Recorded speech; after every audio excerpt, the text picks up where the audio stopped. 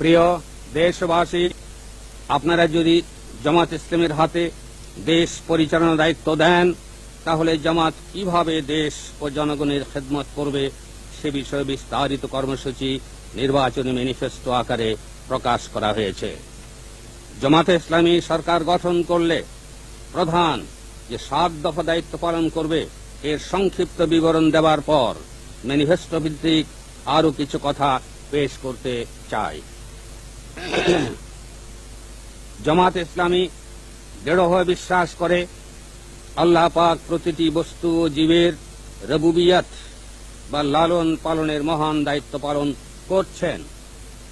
আল্লাহর খলিফা হিসাবে মানব সমাজে তাঁর দায়িত্বের একাংশ পালন করার জন্যই রাষ্ট্র গঠন ও সরকার পরিচালনা প্রয়োজন। আল্লাহর বিধান জারি করার জন্যই রাসূল সাল্লাল্লাহু আলাইহি ওয়াসাল্লাম মদিনায় রাষ্ট্র গঠন করেছিলেন। আল্লাহর রচিত বিধানকে আল্লাহর পক্ষ থেকে জারি করাই হল খলিফার দায়িত্ব। এ মহান দায়িত্ব পালনের জন্যই জামাত ইসলামী আল্লাহর আইন ও সৎলোকের শাসন কায়েম করতে চায়। প্রিয় ভাই ও বোনেরা, আপনারা জামাত ইসলামীর হাতে ক্ষমতা অর্পণ করলে জামাত সর্বপ্রথম জনগণের মৌলিক প্রয়োজন পূরণের উদ্দেশ্যে সর্বাত্মক চেষ্টা চালিয়ে যাবে। ভাত, কাপড়, বাসস্থান, চিকিৎসা ও শিক্ষার ব্যবস্থায় মানুষকে সত্যিকার মানুষ হিসাবে ইজ্জত ও নিরাপত্তা বোধ দান করে। তাই জামাত ইসলামী প্রাকৃতিক সম্পদ, দেশের পুঁজি, জনগণের শ্রম আল্লাহর আইন মতো কাজে লাগিয়ে এমন ইনসাফের সাথে ব্যবহার করবে যাতে কোনো মানুষ ওইসব মৌলিক প্রয়োজন থেকে বঞ্চিত না থাকে। মানব সমাজের জন্য এমন সরকারি আল্লাহ পছন্দ করেন।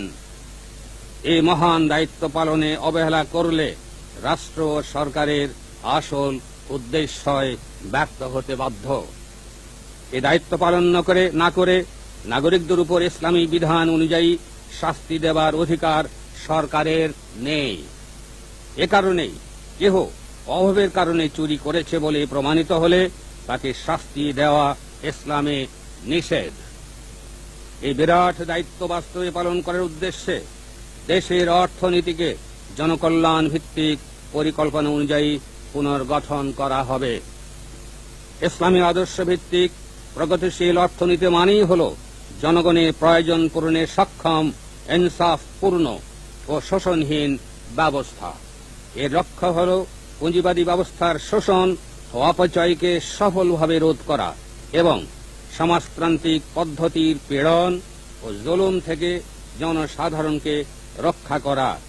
লাগামহীন অর্থনৈতিক আজাদী ভোগ করার পুঁজিবাদী নীতি এবং শোষণ থেকে মুক্তির দোহাই দিয়ে রাজনৈতিক দাসত্ব ও অর্থনৈতিক গোলামি কায়েমের সমাজতান্ত্রিক অপকৌশলের হাত থেকে বাঁচতে হলে ইসলামী অর্থনীতি প্রয়োজন।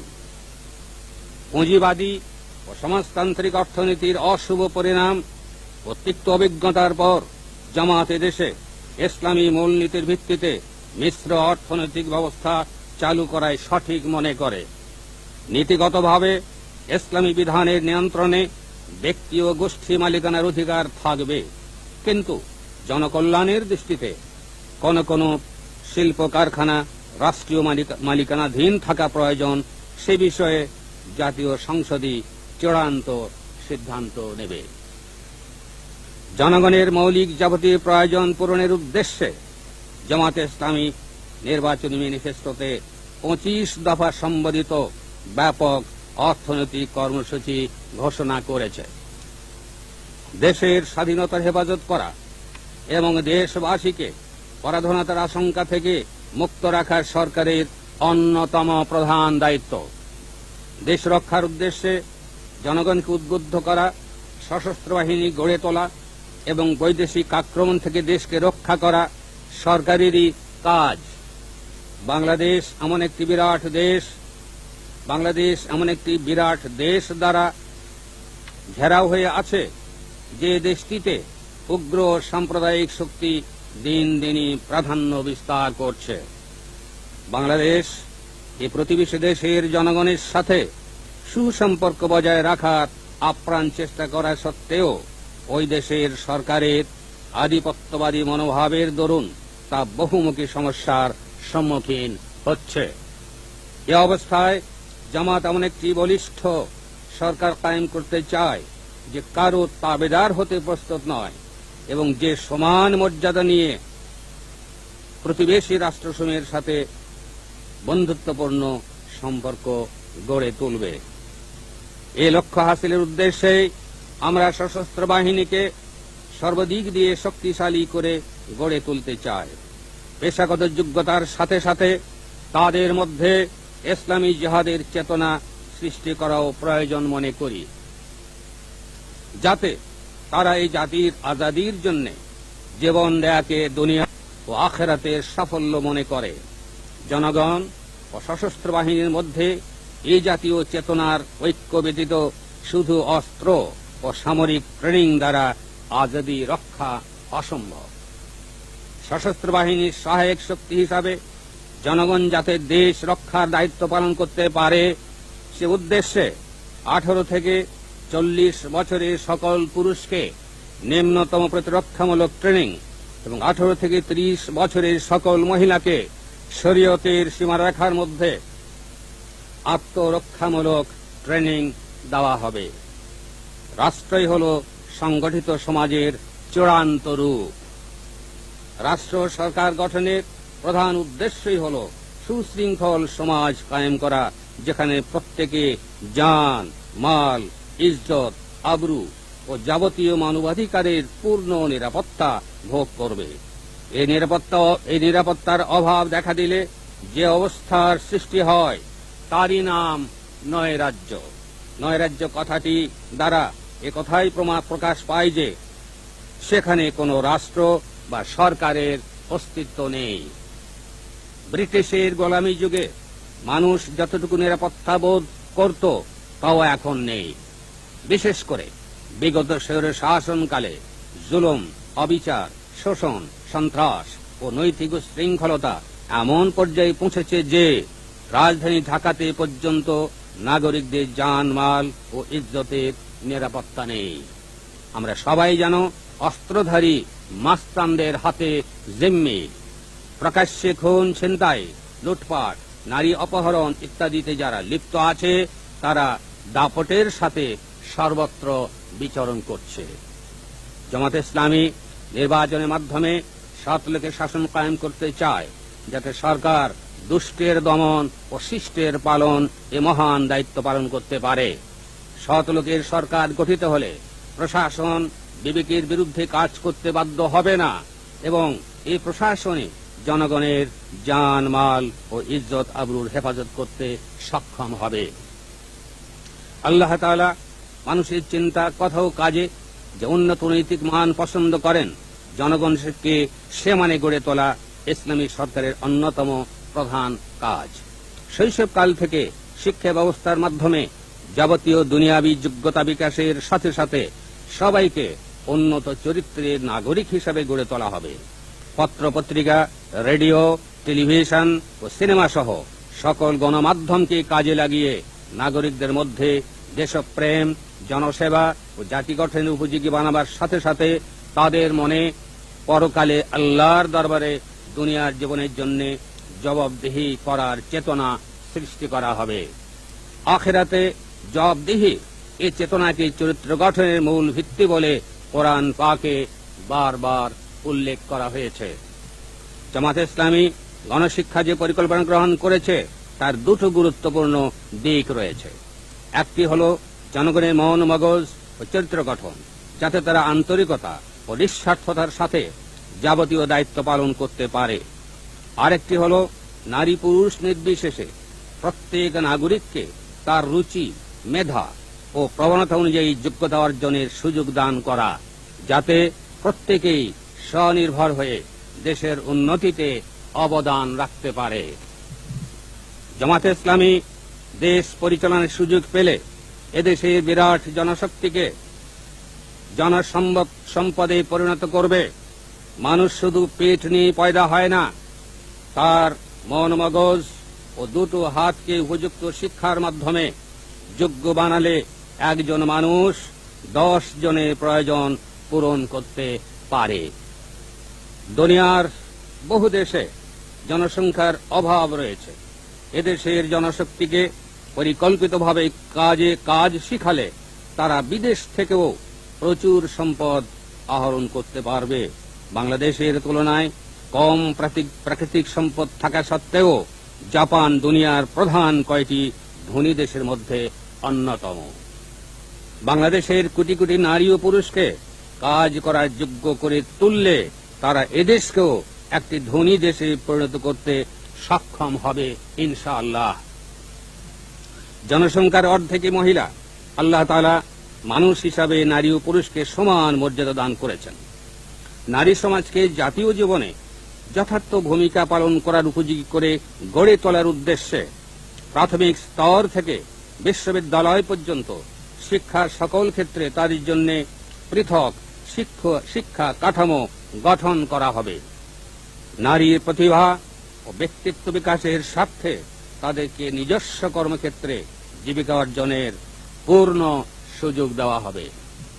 আল্লাহর আইন সমাজে চালু না থাকায় নারীর অধিকার ও মর্যাদা সম্পর্কে ইসলামী মূল্যবোধ বহাল নেই। তাই শরীয়তের সম্পূর্ণ বিরোধী যৌতুক প্রথা চরম সামাজিক ব্যাধি হয়ে দাঁড়িয়েছে।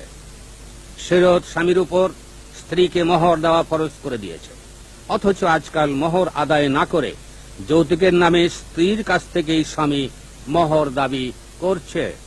ইসলামী দৃষ্টিতে যৌতুক দাবি করা নির্লজ্জ জুলুম। এটা সাধারণ ভদ্রতারও চরম বিরোধী। পাত্র ও পাত্রী পক্ষ থেকে উপহার দেওয়া একটা সৌজন্য ও মহব্বতের ব্যাপার। চাপ দিয়ে উপহার আদায় করা আত্মীয়তার সম্পর্ক বিনষ্টকারী একটি জঘন্য কুপ্রথা। আল্লাহর আইন চালুর মাধ্যমে মূল্যবোধের বিকাশ সাধন ব্যতীত নিছক সরকারি নির্দেশের সাহায্যে এ কুপ্রথা দূর করা কিছুতেই সম্ভব নয়। ইসলাম উত্তরাধিকারের যে অধিকার নারীকে দিয়েছে, ইসলামী সমাজ ব্যবস্থা কায়েম না করলে সঠিকভাবে বহাল হবে না। বিবাহ, তালাক, মিরাস, পরিবার ও সমাজ ইত্যাদি বিষয়ে মহিলাদের যেসব অধিকার ইসলাম দিয়েছে তা থেকে বঞ্চিত থাকার দরুন নারী সমাজ আজ অবহেলিত। ইসলামী আইন জারি করে নারীদের ওইসব অধিকার পূর্ণরূপে বহাল করা হবে। বাংলাদেশে হিন্দু, খ্রিস্টান, বৌদ্ধ বিভিন্ন উপজাতির উল্লেখযোগ্য সংখ্যক সংখ্যালঘু নাগরিক সংখ্যাগুরু মুসলিম জনগণের সাথে অত্যন্ত সম্প্রীতির সাথে বসবাস করছেন। দেশের শাসনতন্ত্রে তাদের সর্বপ্রকার নিরাপত্তা নিশ্চয়তা দেওয়া সত্ত্বেও তাদের অধিকারের প্রতি সংখ্যাগুরুদের সজাগ দৃষ্টি রাখা কর্তব্য বলে জামাত ইসলামী মনে করে। প্রতিবেশী দেশে মুসলিমদের উপর যত জুলমি হোক না কেন, এর জন্যে এ দেশের হিন্দু নাগরিকগণকে দায়ী করার কোনো কারণ নেই। অন্য দেশের প্রতিশোধ এদেশে নেবার কোনো যুক্তি থাকতে পারে না। যারা এই জাতীয় কুচিন্তা করে তারা আসলেই অধার্মিক।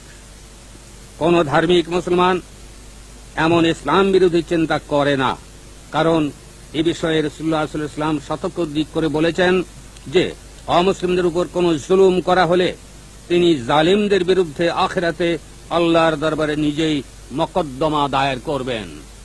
তাই জামাত ইসলামী সকল অমুসলিম ভাই বোনদের যাবতীয় অধিকার সংরক্ষণ করা পবিত্র ইসলামী দায়িত্ব মনে করে। সরকার পরিচালনার জন্য বিভিন্ন ধর্মের কাঠামো দুনিয়ায় প্রচলিত আছে। ইংল্যান্ডের পার্লামেন্টারি পদ্ধতি ও আমেরিকার প্রেসিডেন্সিয়াল পদ্ধতি বিশ্বে গণতান্ত্রিক সরকার কাঠামোর নমুনা হিসাবে স্বীকৃত।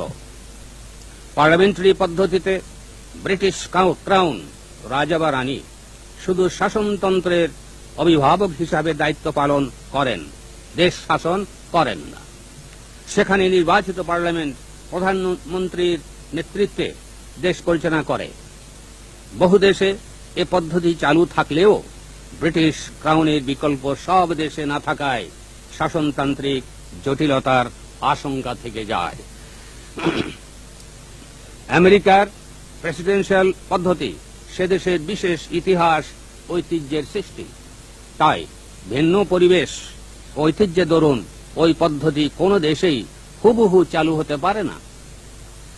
একথা অস্বীকার করার উপায় নেই যে বিশ্বের বহু দেশে সামরিক ও বেসামরিক একনায়কগণ রাষ্ট্র ও সরকার প্রধানের ক্ষমতা এক ব্যক্তির হাতে নিয়ে স্বৈরশাসন চালু রেখে দাবি করেছেন যে তারা প্রেসিডেন্সিয়াল পদ্ধতির গণতন্ত্র কায়েম করেছেন। বাংলাদেশে পার্লামেন্টারি পদ্ধতি নামে প্রধানমন্ত্রীকে প্রেসিডেন্টের উপর প্রভুত্ব করতে যেমন দেখা গেছে, তেমনি প্রেসিডেন্সিয়াল পদ্ধতির নামে প্রধানমন্ত্রীকে প্রেসিডেন্টের আজ্ঞাবহ বানানো এবং পার্লামেন্টকে রাবার স্ট্যাম্পে পরিণত করাও সম্ভব হয়েছে। প্রেসিডেন্টের পদ্ধতির নামে এদেশে একই ব্যক্তি রাষ্ট্রপ্রধান, সরকার প্রধান, সশস্ত্র বাহিনী প্রধান ও সরকারের দলীয় প্রধান হয়ে চরম এক নায়কত্ব ও স্বৈর শাসন চালিয়েছে। তাই জামাত ইসলামী পার্লামেন্টারি ও প্রেসিডেন্সিয়াল পদ্ধতির পরিভাষা নিয়ে বিতর্ককে একেবারেই অর্থহীন মনে করে। সরকার পদ্ধতি প্রত্যেক দেশের জনগণের মর্জি অনুযায়ী সে দেশের নিজস্ব প্রয়োজন পূরণের উপযোগী হওয়া উচিত। কোন দেশের পদ্ধতি অন্য দেশে হুবহু নকল করা বাস্তবেও সম্ভব হয় না। তাই জামাত বাংলাদেশের উপযোগী একটি পদ্ধতি চালু করতে চায়। এ পদ্ধতির প্রধান বৈশিষ্ট্য হল রাষ্ট্রপ্রধান ও সরকার প্রধানের দায়িত্ব এক ব্যক্তির হাতে থাকবে না। শাসনতন্ত্রের উপর সরকারের যে কোনো বিভাগের অন্যায় হস্তক্ষেপ রোধ করার উদ্দেশ্যে রাষ্ট্রপ্রধান শাসনতন্ত্রের অভিভাবকত্বের দায়িত্ব পালন করবেন। এ মহান দায়িত্ব পালন করতে হলে রাষ্ট্রপ্রধানের যে বরিষ্ঠ মর্যাদা থাকা প্রয়োজন তা জাতীয় সংসদের নির্বাচিত ব্যক্তির পক্ষে অর্জন করা সম্ভব নয়।